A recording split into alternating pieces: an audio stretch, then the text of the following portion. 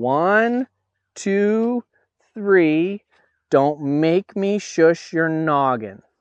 That's the game. What we're going to start is a series on my bare minimum groundwork. And this is an important series to me because this is what I use to measure where's the horse at.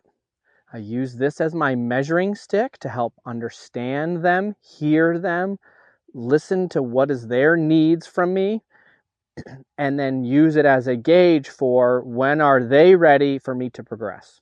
I don't saddle horses that can't do this bare minimum groundwork. I don't ride horses that can't do this bare minimum groundwork. It has kept me safer, horses happier, and a clear picture for training clients and customers. What I would like to do now is, instead of desensitizing my horse to all this stuff and not have it mean anything, have him ignore it. Or you could even say, well, I've taught my horse to be confident while I do that. That can be a true statement as well. I want to teach that to mean relax. So what we're going to do is we're going to teach him that if I shush him with this flag, he can relax and put his head down.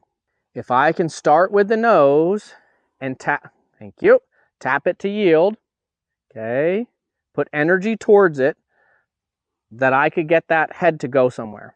So when I can add the combination of driving with the stick, which can make him feel like I'm pushing him backwards,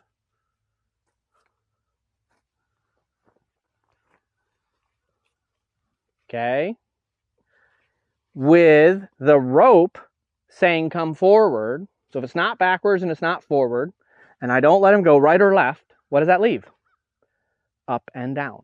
So when I add that whole combination there, I could drive his nose down and in and teach it to go down. Okay, I'm herding his nose and neck down, and I can also use this to lead and push that down. And with the combination of not letting him pull back, but not letting him walk forward, he can relax that head and neck down. See how this is relaxing him?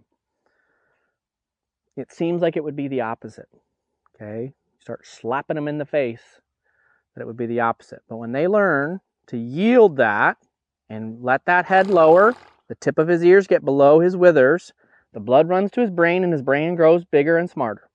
Once you get that working, we're going to switch from teaching them we can control them and teaching them that this means head down to making a game out of it. 1, 2, 3, don't make me shush your noggin. That's the game. And if I do 1 and he puts his head down, I'm going to quit. And I'm going to kind of pretend like I'm upset. Oh, darn, I didn't get to slap your head.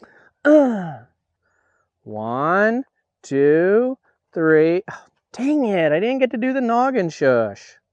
This now is the idea of, can your horse, under perceived duress, shake that flag around, do the opposite of what many horses naturally want to do. What's that? And head in the air, put their head down and relax.